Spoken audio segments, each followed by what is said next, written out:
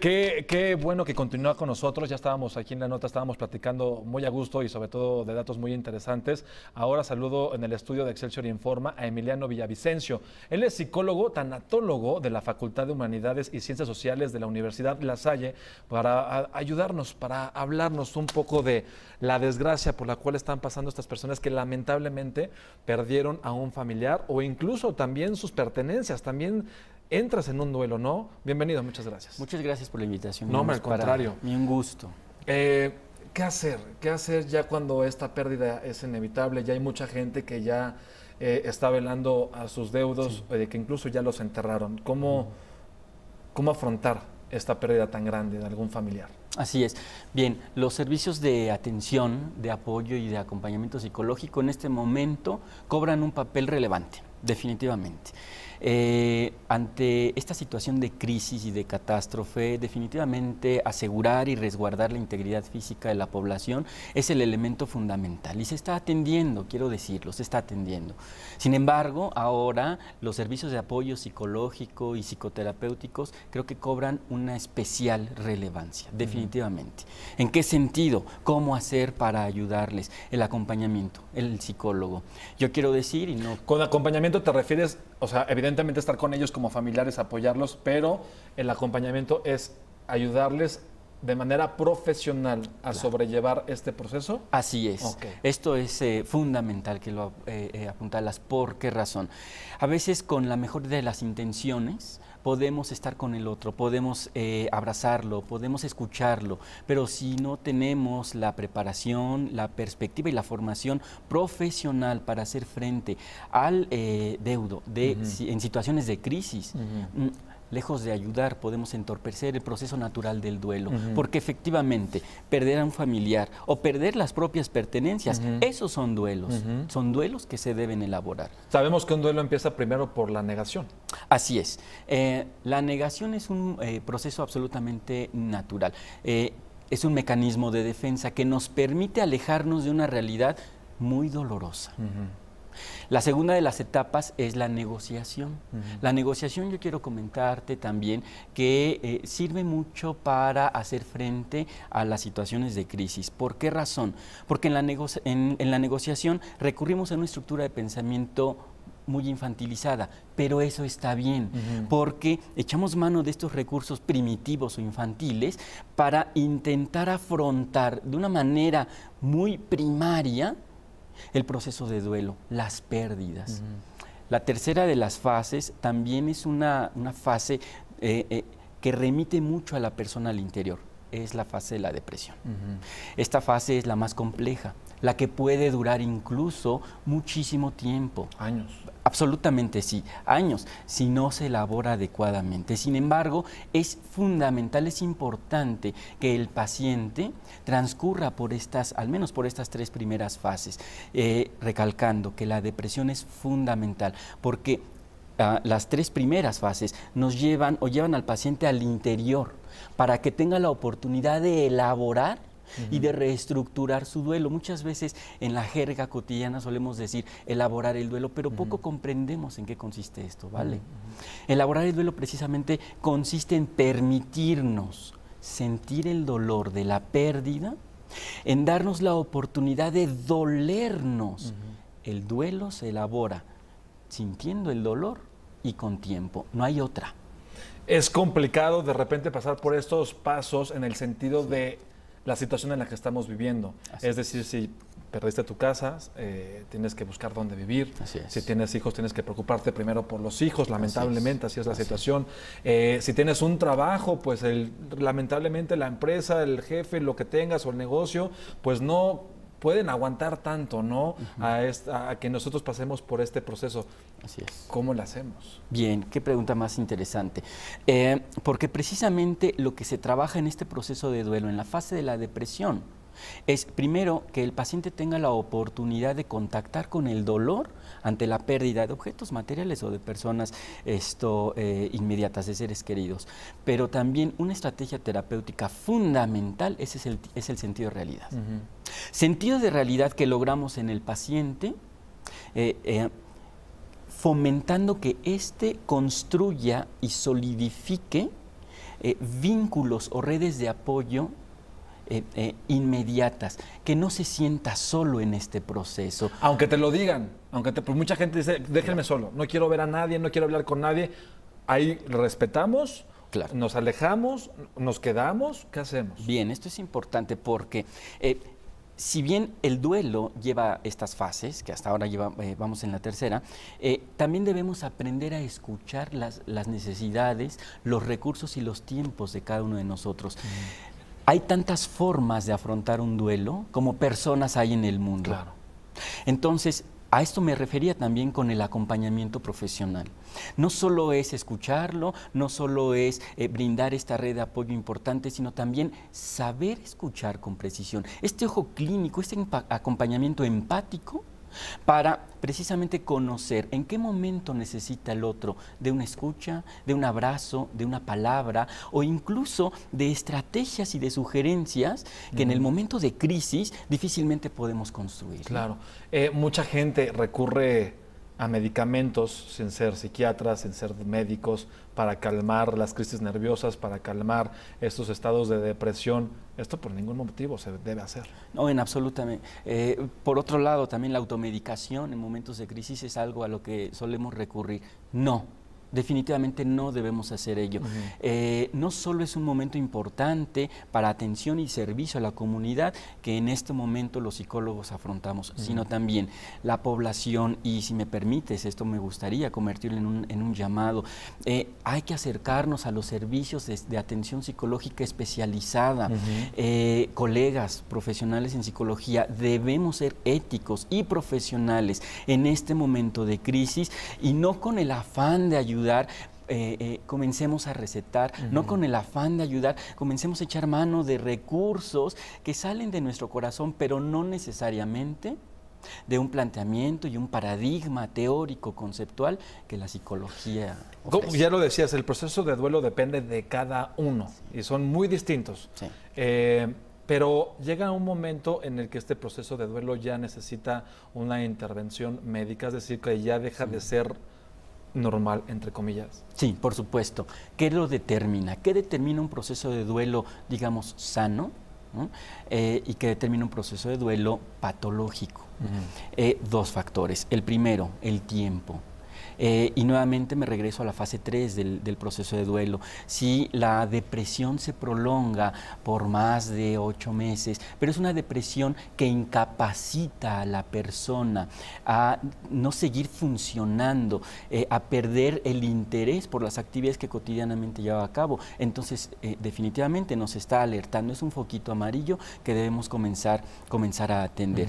Y precisamente ahí radica el segundo de los indicadores que también podemos utilizar para determinar si es algo más patológico y no una respuesta natural ante la crisis. ¿Cuál?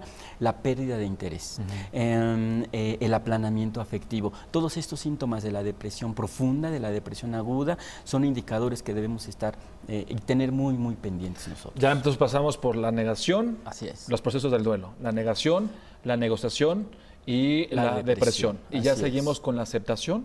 Antes de la aceptación está la ira. La ira. Definitivamente es una cuarta etapa fundamental e importante, aunque resulte extraño. ¿Cómo es que el enojo puede ser tan funcional para un paciente que se encuentra en proceso de duelo? Bueno, lo es. Porque precisamente la ira es la emoción que le permite al paciente desacar. Hace un momento comentaba que las 3 primeras fases son fases que llevan al paciente a implotar, a irse hacia adentro. La fase de la ira lo lleva a explotar. Y eso es fundamental porque la energía que anteriormente se estaba acumulando y conteniendo en el interior del paciente, con la ira precisamente le permite sacar toda esta energía, toda esta emoción. Esto es fundamental. La intervención o el tratamiento aquí psicoterapéutico y tanatológico consiste en que el paciente sea ayudado, mediado para manifestar la ira de manera asertiva. ¿Se vale entonces enojarse con la vida? ¿Se vale enojarse con mentar Dios? a madres, llorar, lo que sea. Ya lo dijiste, así es. Todo eso se vale.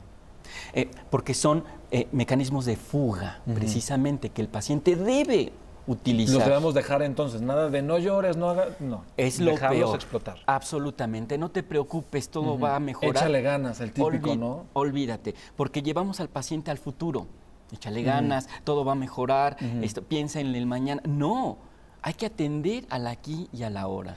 Tengo que hacer un corte, me gustaría que te quedaras porque nos queda pendiente la última fase que es la aceptación. Así es. Y también me gustaría abordar el tema que creo que es primordial en este tipo de desgracias, el hecho de recuperar un cuerpo. Entonces te quedas con nosotros para hablar de eso. Perfecto. Hacemos una pausa comercial, no se vaya, regresamos con más. Con 26 minutos, qué bueno que continúa con nosotros en esta charla muy interesante y muy a gusto que estamos platicando precisamente con Emiliano Villavicencio. Él es psicólogo, tanatólogo de la Facultad de Humanidades y Ciencias Sociales de la Universidad La Salle.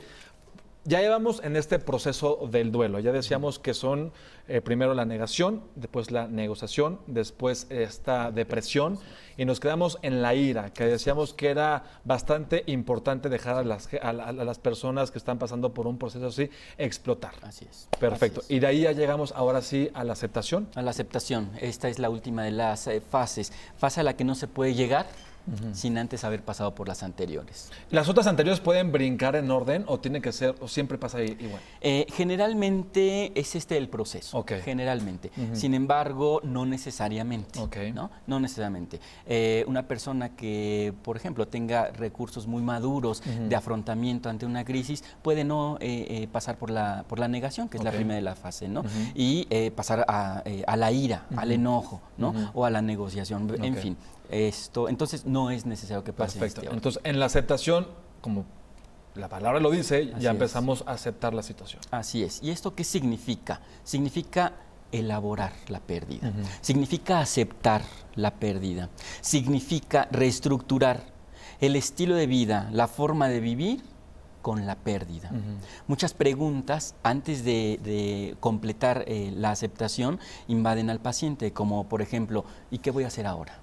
¿Qué sigue? ¿Qué sigue? ¿Qué voy a hacer sin él? Mis hijos. Así es. ¿Cómo voy a vivir? Así es. ¿De qué me mantengo? Así es. Recordemos que las primeras fases son fases de implosión, en donde no se recurre a procesos racionales para comprender la pérdida. Este tipo de preguntas son naturales entonces. Preguntas que si desde la distancia las escuchamos, nos resultan ilógicas.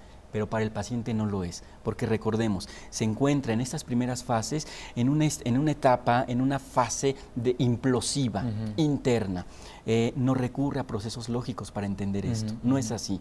¿Hasta qué momento? Al final de la fase 4, al final de la ira, y es lo que permite precisamente la lógica entrar a la aceptación, ¿no? Perfecto. Y de ahí, bueno, pues ese es el proceso. Estábamos platicando que también uno de los procesos muy importantes en este tipo de catástrofes es dar sepultura o tener un cuerpo de tus familiares.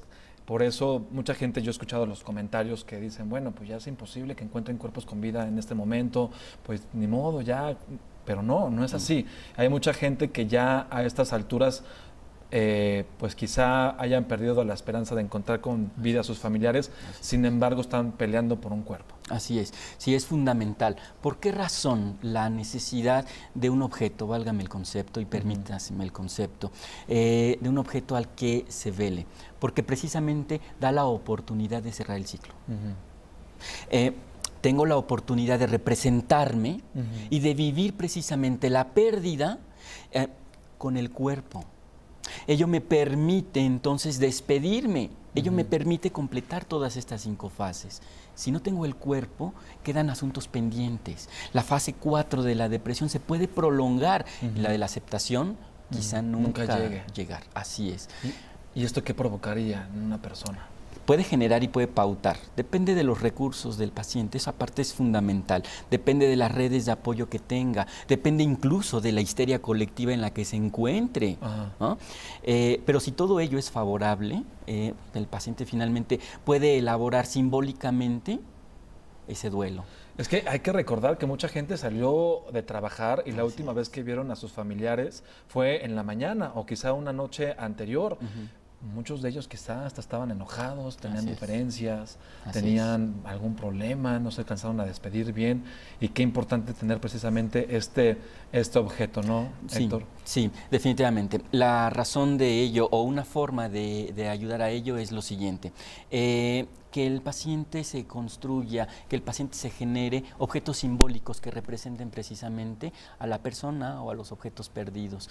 Estos objetos o sobre estos objetos se puede depositar y se puede cerrar el duelo. Emiliano, entonces, si lamentablemente una persona no alcanzara a tener el cuerpo de su ser querido, ¿qué hacer? Bien, hay técnicas psicoterapéuticas, tanatológicas muy específicas. En esencia, todas ellas se dirigen a lo siguiente. Hay que fomentar que el paciente se construya un objeto que simbolice precisamente a la persona perdida. ¿Una fotografía? Puede ser una fotografía, puede ser algo hasta más simbólico. ¿Una prenda? Una prenda o un bello recuerdo, ¿sabes? Ok. Porque finalmente la despedida no es algo que tenga que hacer allá afuera o hacia afuera, es algo que tengo que elaborar en el interior. Y si ese recuerdo, si esas palabras las ocupo como gancho, puedo bien elaborar la pérdida, ¿no? Esto es un trabajo muy delicado, es un trabajo casi artesanal que en psicoterapia debemos Trabajar. aprender. Claro. Emiliano, de verdad, muchísimas gracias. Yo creo que has ayudado a muchísimas personas que lamentablemente están pasando por un terrible momento en estos momentos y pues bueno, hay que incentivarlos a que vayan a buscar ayuda profesional. Hay muchos lugares, la UNAM, la Cruz Roja, Locatel, están ofreciendo ayuda psicológica en todo momento. Gracias, Emiliano. Gracias a ti, gracias por Y la te vamos a invitación. tener pronto, ¿eh? Será un gusto. Muchas gracias. Muchas gracias. Y